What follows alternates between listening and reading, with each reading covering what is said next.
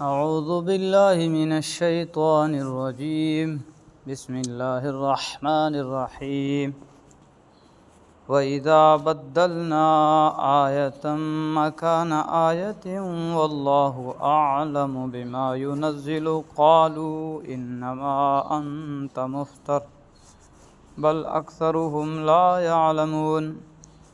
اور جب ہم ایک آیت کو دوسری آیت سے بدلتے ہیں اور اللہ ہی بہتر جانتا ہے کہ وہ کیا نازل کرے، تو یہ کافر کہتے ہیں کہ تم تو اللہ پر جھوٹ باندھنے والے ہو، حالانکہ ان میں سے اکثر لوگ حقیقت کا علم نہیں رکھتے۔ اللہ تعالیٰ مختلف حالات کے لحاظ سے اپنے احکام میں کبھی کبھی تبدیلی فرماتے تھے، جیسا کہ قبلے کے احکام کے متعلق سورہ بقرہ میں تفصیل گزر چکی ہے۔ اس پر کفار اعتراض کرتے تھے کہ یہ احکام کیوں بدلے جاتے ہیں۔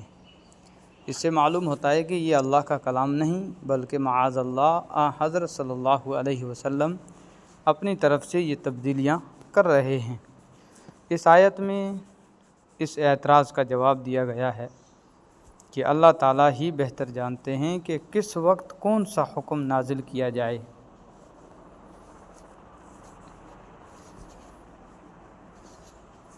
قل نزلہ روح القدس من ربک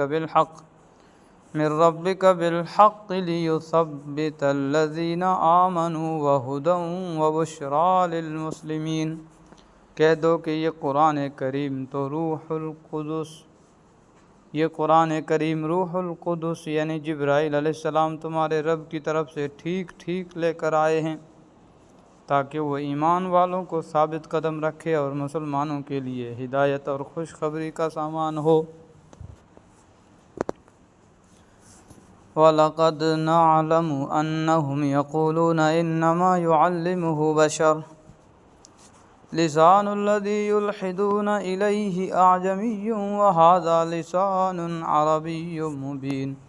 اور اے پیغمبر ہمیں معلوم ہے کہ یہ لوگ تمہارے بارے میں یہ کہتے ہیں کہ ان کو تو ایک انسان سکھاتا پڑھاتا ہے۔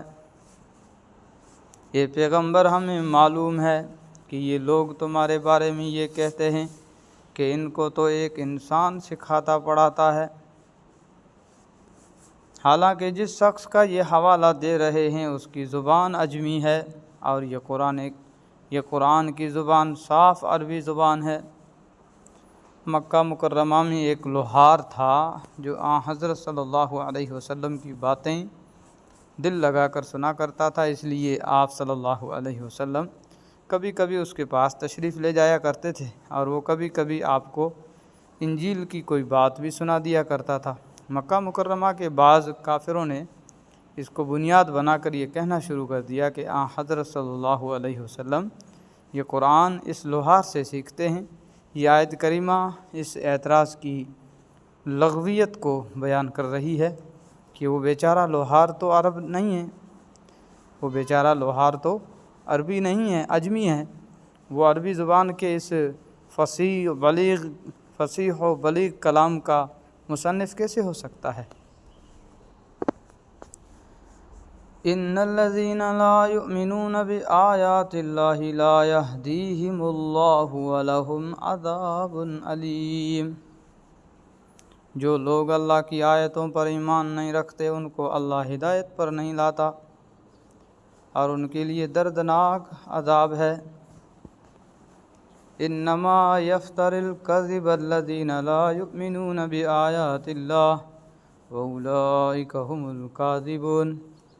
اللہ پر جھوٹ تو پیغمبر نہیں وہ لوگ باندھتے ہیں جو اللہ کی آیات پر ایمان نہیں رکھتے، اور وہی حقیقت میں جھوٹے ہیں۔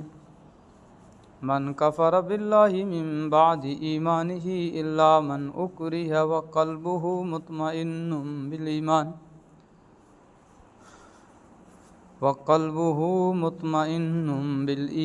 ولکن من شرح بالکفر صدرا فعليهم غضب من اللہ ولہم عذاب عظیم۔ جو شخص اللہ پر ایمان لانے کے بعد اس کے ساتھ کفر کا ارتکاب کرے وہ نہیں جسے زبردستی کفر کا کلمہ کہنے پر مجبور کر دیا گیا ہو جب کہ اس کا دل ایمان پر مطمئن ہو، بلکہ وہ شخص جس نے اپنا سینہ کفر کے لیے کھول دیا ہو، تو ایسے لوگوں پر اللہ کی طرف سے غضب نازل ہوگا اور ان کے لیے زبردست عذاب تیار ہے۔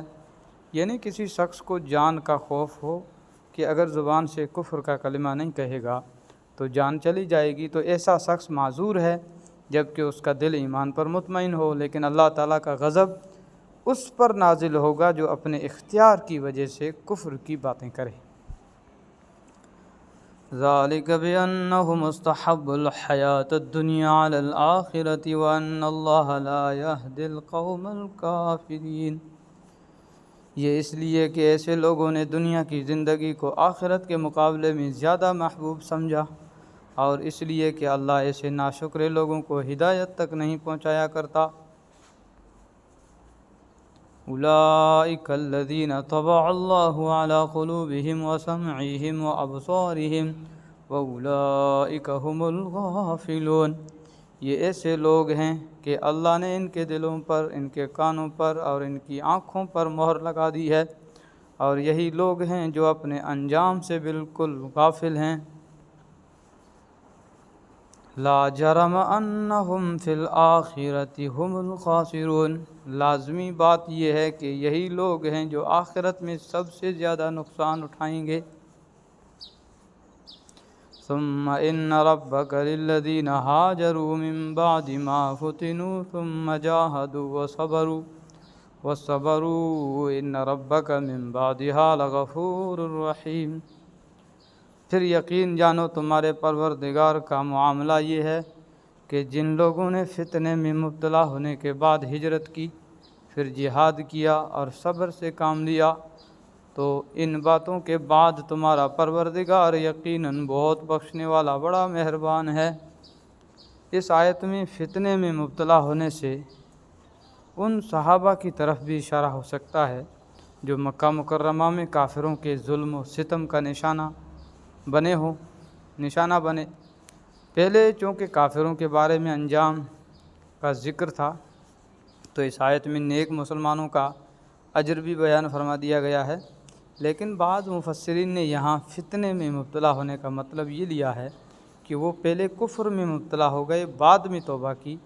اس صورت میں مطلب یہ ہوگا کہ پہلے سے جن مرتد لوگوں کا ذکر چلا آ رہا ہے انہی کے بارے میں اب یہ فرمایا جا رہا ہے کہ اب بھی اگر وہ توبہ کر کے ہجرت کریں اور جہاد کریں تو اللہ تعالیٰ ان کے پچھلے گناہ معاف فرما دیں۔ صدق اللہ العظیم۔